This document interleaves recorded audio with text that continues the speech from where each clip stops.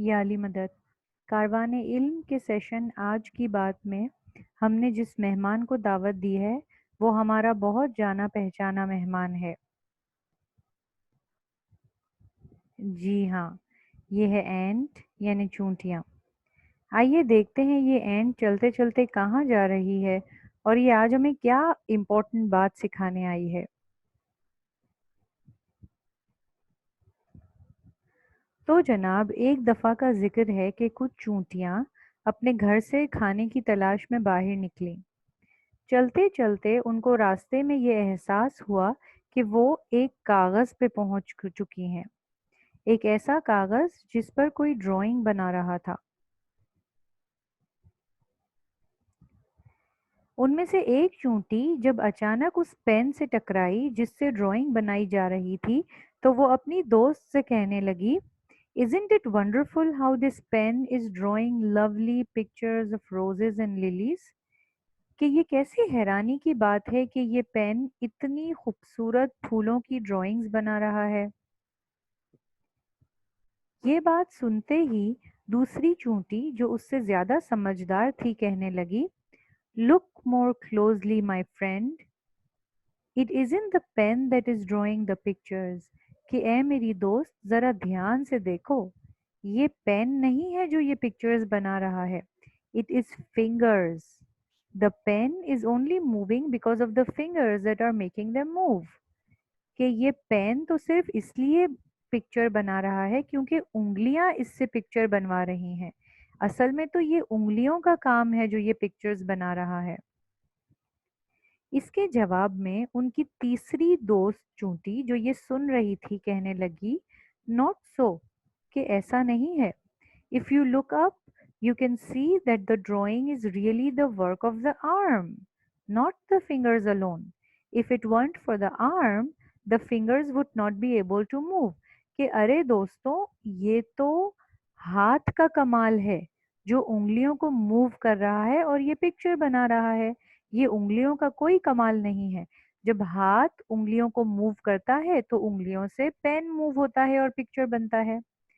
इसी तरह ये तमाम चूंटियां आपस में बहस करती रहीं कि आखिर कौन है जो ये ड्राइंग बना रहा है।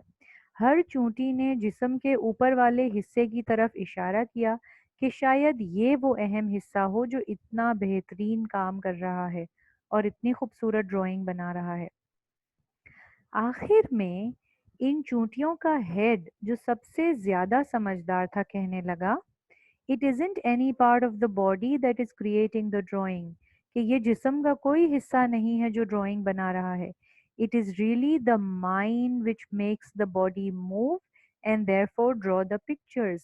बल्कि ये तो दिमाग है उस आर्टिस्ट का जो जिस्म के हिस्सों को मूव करने के लिए पैगाम देता है और जिस्म के हिस्से मूव करते हैं और इसी तरह ये ड्राइंग बनती है। दिमाग सारे हिस्सों को पैगाम देता है और सब हिस्से अपना अपना काम अंजाम देते हैं। जब ये सब चूंटियां आपस में बातें कर रही थी, तभी एक चूंटी उस ड्राइंग बनाने वाले आर्टिस्ट के सर पे जा पहुंची और सोचने लगी, "is there something else even higher than the mind which enables the mind to work?" क्या इस दिमाग से भी ऊपर कोई और हो सकता है जो इस दिमाग को चलाता है? क्या ऐसी भी कोई ज़ात होगी जिसने ये ताकतवर इंसानी दिमाग बनाया हो? और इसी सवाल के साथ ये चूंटी की कहानी ख़त्म होती है। आइए हाजरीन जमात, हम भी इस कहानी पे रिफ्लेक्ट करें और कुछ सवालों पे गौर करें। क्या हमने कभी उस ज़ात के बारे में सोचा है जो इस इंसानी दिमाग बल्कि इस पूरी कायनात से बालातर है? Have you also wondered who is higher than the mind and its capabilities? उस ज़ात की क्या क्वालिटीज़ और एट्रीब्यूट्स हो सकते हैं जिसने ये खूबसूरत कायनात और उसकी हर शय तख्लीक की है? What can be the attributes and qualities of a creator who has created everything including the human mind and its capabilities?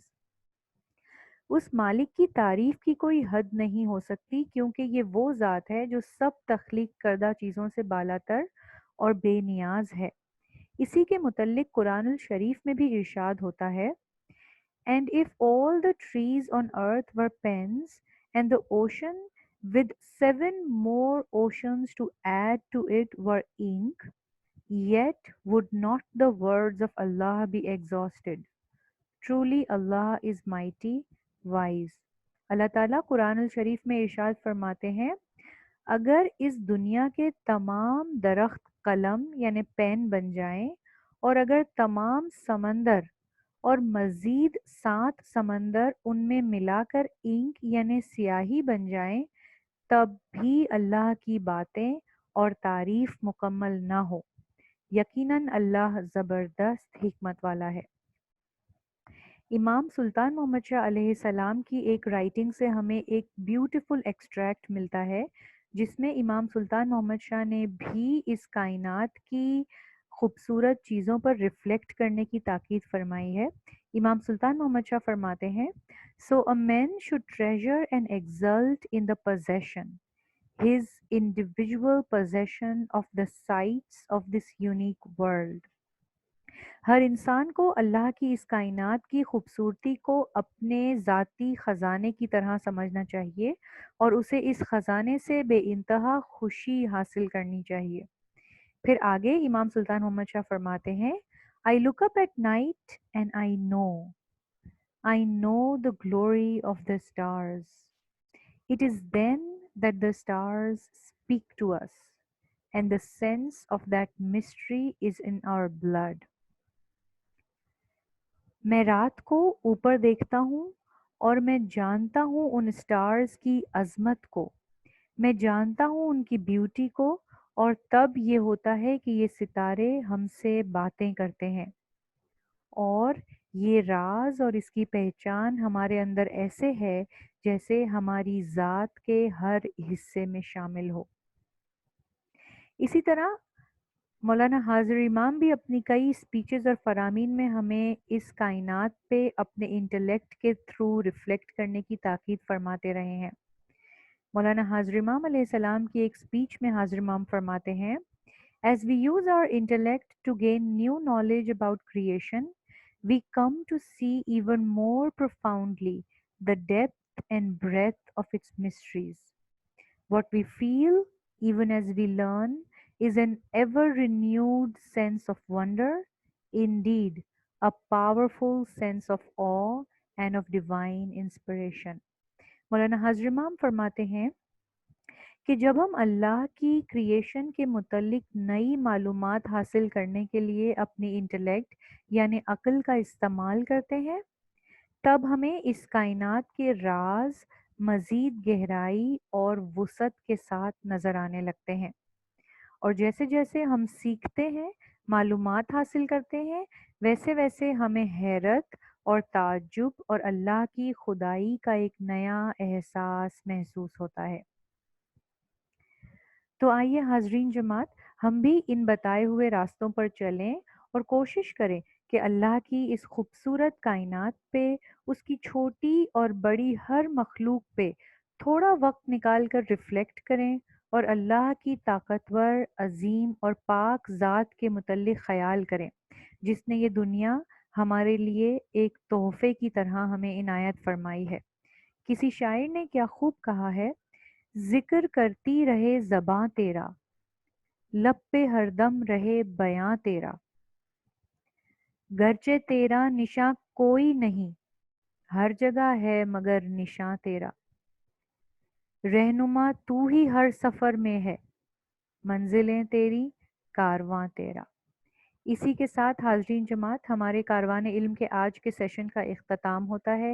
انشاءاللہ آپ کے ساتھ ایک اور ٹاپک کے ساتھ ملاقات کریں گے. Thank you. یا علی مدد.